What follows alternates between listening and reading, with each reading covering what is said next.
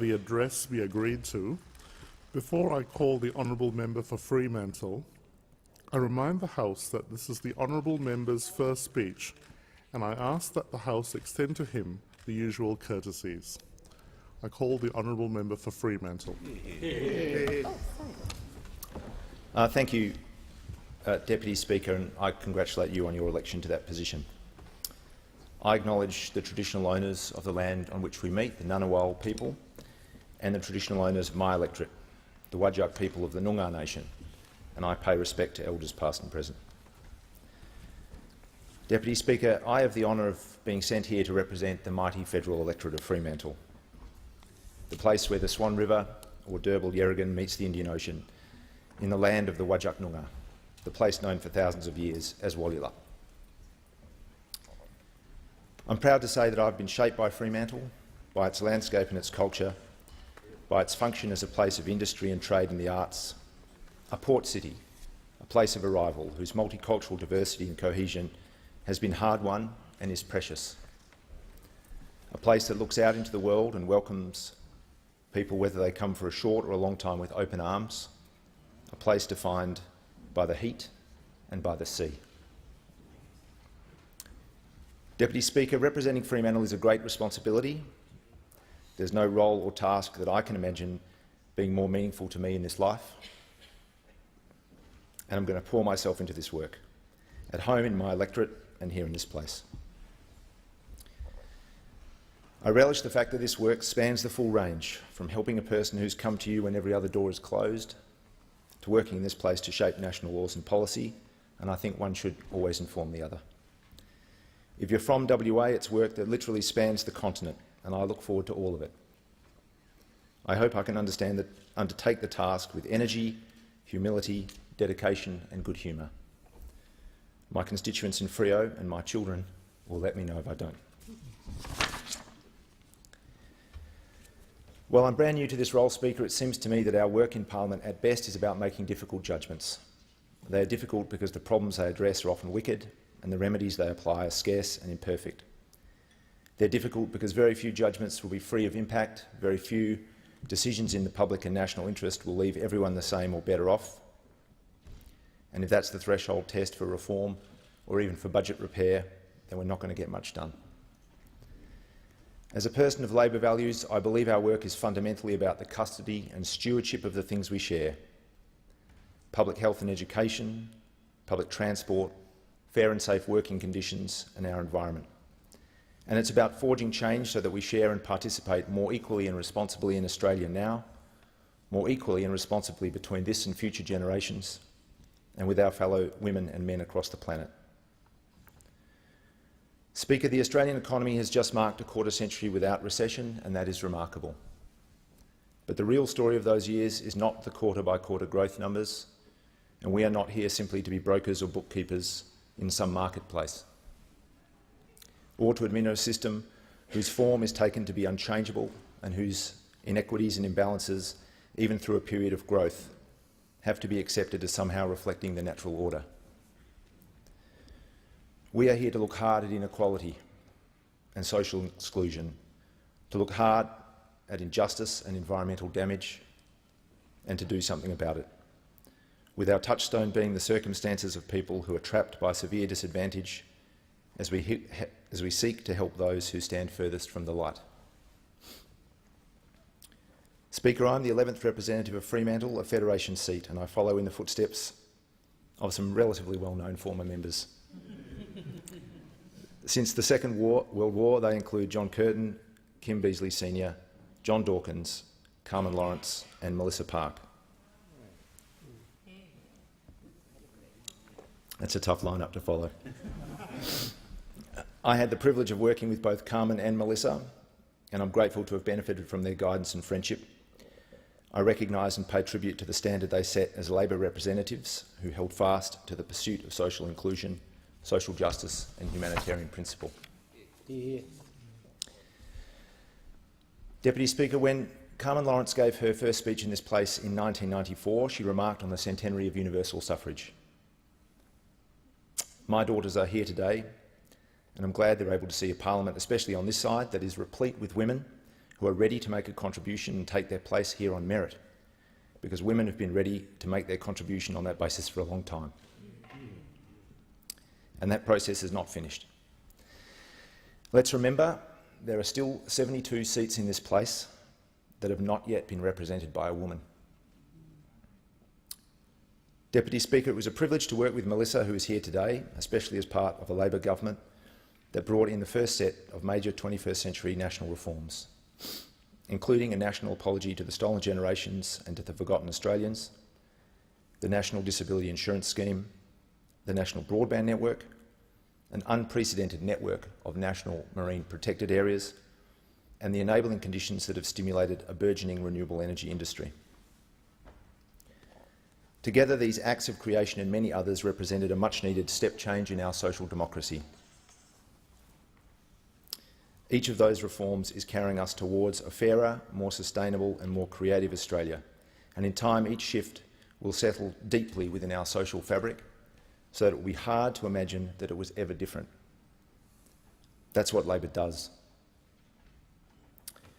Last week I spoke with a young dad in Spearwood who said how much the NDIS meant in terms of supporting his son who has autism.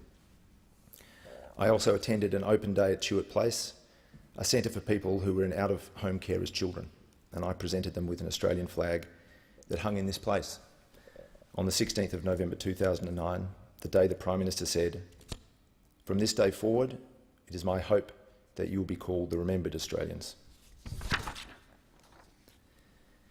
During the first week in Parliament, I was briefed on the rollout of the NBN over the next 12 months to 29,000 households in the heart of my electorate, covering areas like Coolbellup, Cardinia, Hilton, Sampson, Hamilton Hill, suburbs where in some cases people still have no access to line broadband. Speaker, Deputy Speaker, I should say. Good government, responsive and reforming government is not just important, it's necessary. But there is more to be done. And there's a danger, I think, when you come to participate in the work of Parliament, not that you'll be deluded into thinking that we happen to exist at an especially crucial moment in history, but that we might be deluded instead into thinking that all the big changes have been won, that what is left is only marginal asymptotic progress along the curve. On any reasonable assessment, that is not the case. There is, in fact, a great deal more to do. Deputy Speaker, the Fremantle electorate is bound up in a number of those challenges, in the need for action on climate change and renewable energy, in the need to hasten the too slow progress to close the gap between Indigenous and non-Indigenous Australians, in relation to the future of work in this country, its forms, quantity and conditions, in regional leadership and our engagement with the wider world, and then in the need for smart and forward-looking urban design and planning, and the delivery of matching transport and communication infrastructure.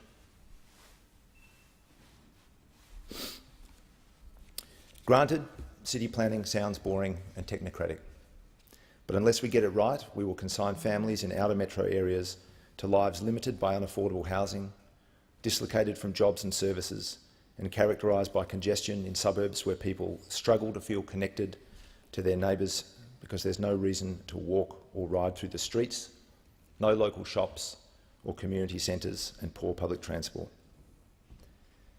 The local governments in my electorate, Cockburn, Fremantle, East Fremantle and Melville, are seized by this challenge, but they're frustrated at not being met halfway by state and federal governments.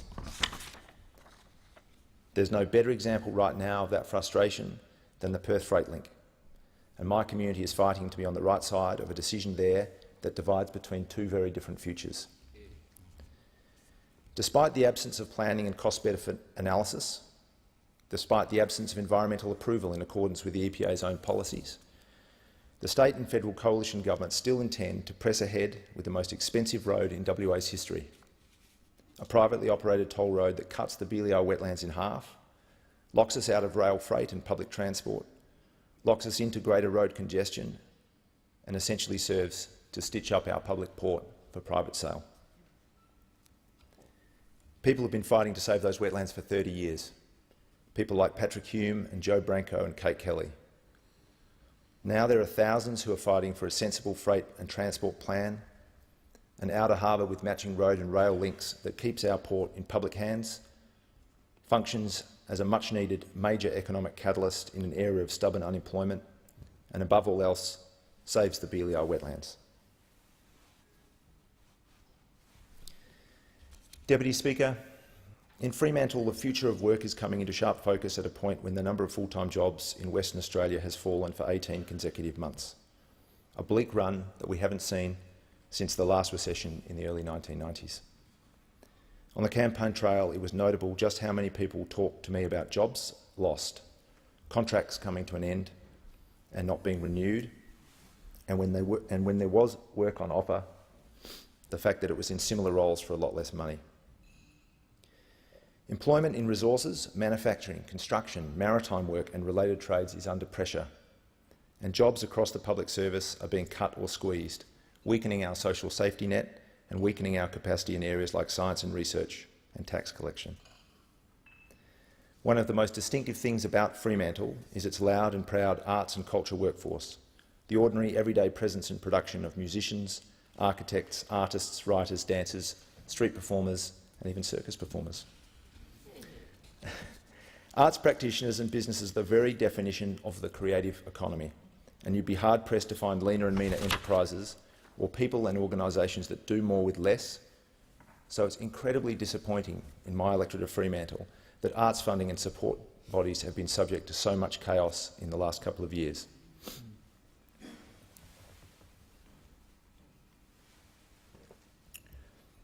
Speaker, Deputy Speaker, for all those reasons, we need to think hard about and plan carefully for the future of work in this country. The technological innovation and disruption that some are calling the second machine age will no doubt offer improvements in productivity, yet aren't by any stretch guaranteed to deliver a smooth transition from older to newer forms of work.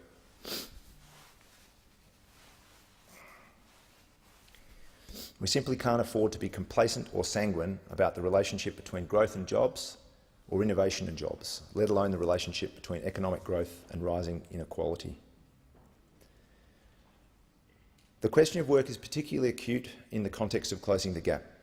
And this is one area where progress is not merely off track, it's going backwards. As a councillor and deputy mayor in the city of Fremantle, I was very fortunate to work with a united council that made efforts to advance practical and symbolic reconciliation. We established the long-awaited Walyalup Cultural Centre. We began to address the paucity of Noongar names and signage in our public realm, and we introduced a successful 4% Indigenous employment target. I'm very conscious that those achievements are tiny in the scheme of things and that meaningful change needs larger-scale program and policy input in areas like social housing, needs-based education, employment support and justice reinvestment. Deputy Speaker, Fremantle is a dynamic and multicultural place, notwithstanding the fact that we have our fair share of dark history. It is outward-looking and open, with strong links into our region and great potential for those links to become stronger still, especially throughout the Indian Ocean Rim. I'm grateful for the opportunities I've had to see a bit of the world, first as a kid of wandering parents, then under my own steam, including through my work as a writer and photojournalist. Some of the places were a bit more humid than this. I was in Solomon Islands for the 10th anniversary of Ramsay in 2013 with Foreign Minister Bob Carr and with Melissa Park in her role as Minister for International Development. I don't think there are any organic steel-cut oats on that occasion, but we did visit an eye clinic where the Fred Hollows Foundation, with the support of Australian Aid, was doing brilliant work, not just giving back sight, but liberating children from the burden of caring for blind parents or relatives and making it possible for them to attend school. I was in Kabul in 2014 as an independent election observer for the audit and recount of the Afghan presidential election, and I shared that work with my friend, the new member for Solomon. It was a reminder of how contingent and fragile democracy can be, and a very limited but intense experience of how much damage the Afghan state and its people have endured. Earlier this year, I was in Nagasaki as part of the Mayors for Peace initiative, which saw the installation of the first Australian sculpture in the Nagasaki Peace Park.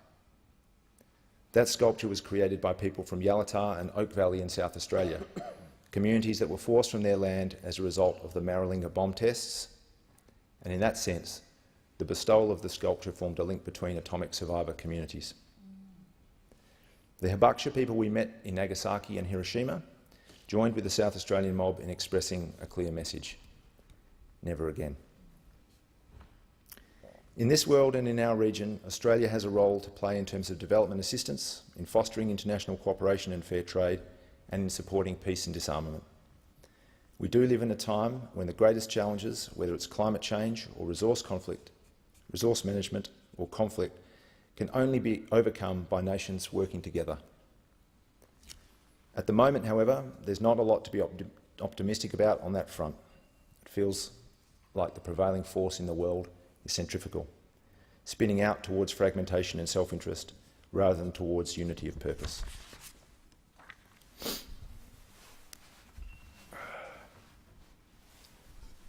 Deputy Speaker, throughout our history, Australia has played a role in leading international cooperation. It's critical that we put our shoulder to that wheel again.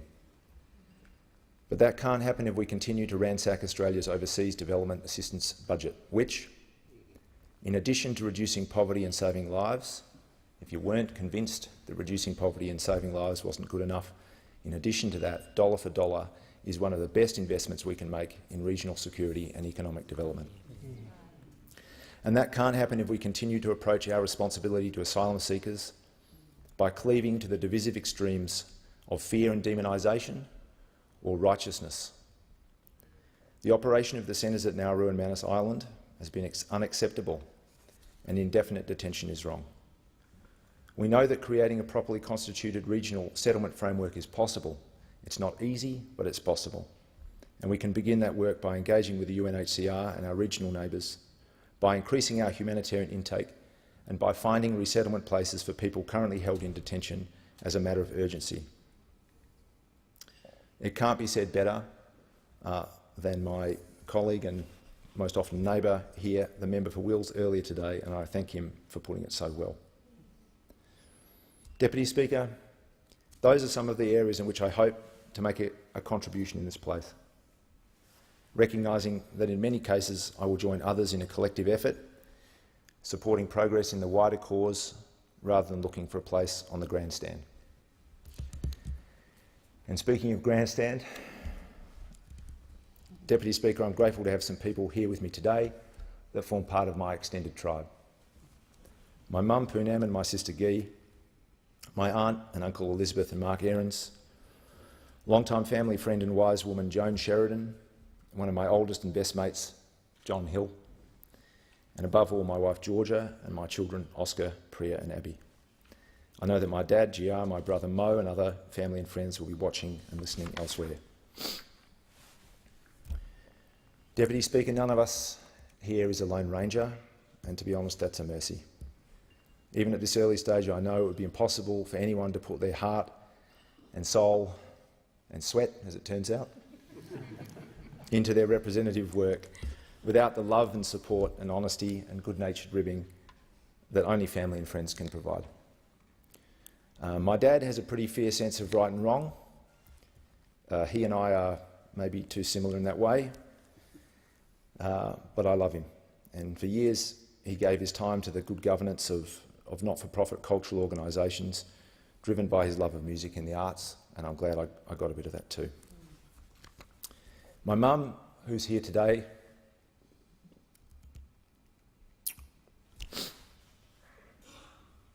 is the most optimistic and accepting and resourceful adventurer that I've ever known.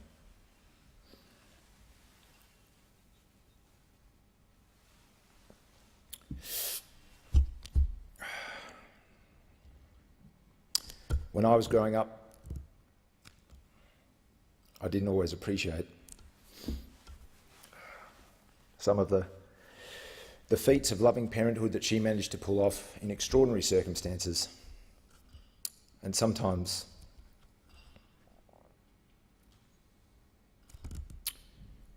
I was guilty of being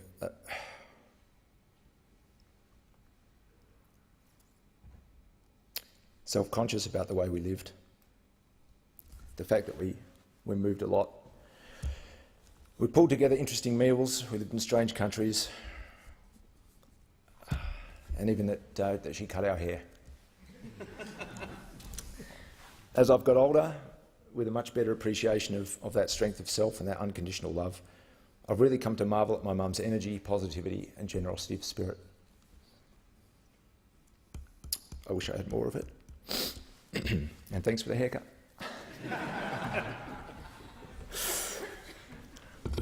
All right.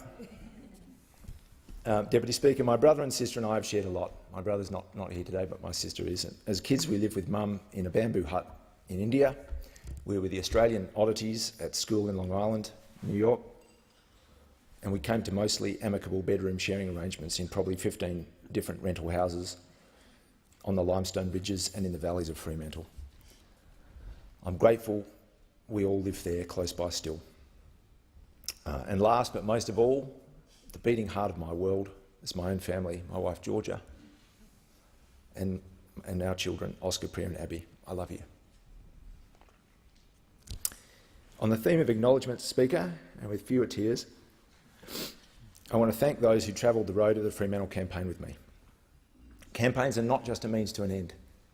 Campaigns have value in themselves. They're the way we come together and pursue something bigger than our individual interests.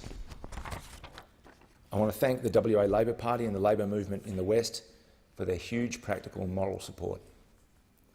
I pay tribute to the organisational and morale-lifting work of the WA Labor team, led by Patrick Gorman and Linda O'Shalem, often mentioned in dispatches today, and carried forward by hundreds of valiant people within Labor's Community Action Network. I thank local state Labor members Fran Logan, Peter Tinley, and especially my fellow member for Fremantle, the state member for Fremantle, Simone McGurk. For my own sake, I have to particularly acknowledge the fantastic support of the rank-and-file Fremantle electorate branch members and my campaign team, especially David Settlemyre, Matt Bowden, Leanne Willows, Kath Longley, Nick Chinner, and the four Peters, Peter White, Peter Feasey, Peter Woodward, and Peter Tagliaferri, who's also here today.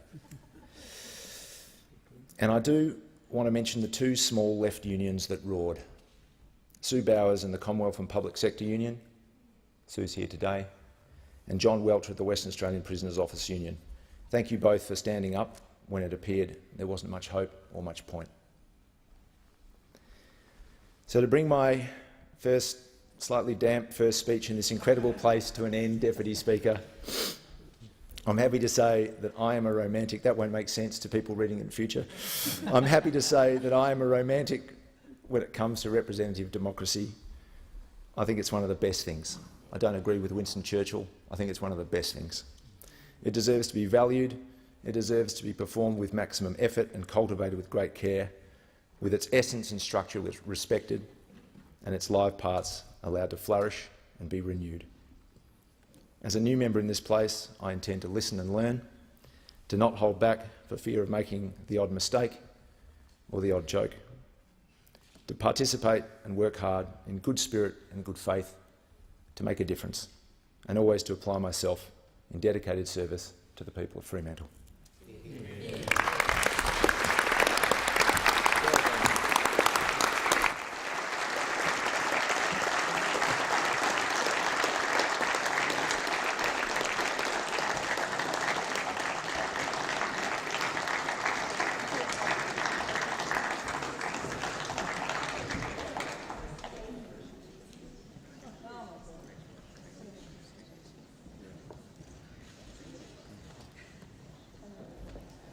The question is that the address be agreed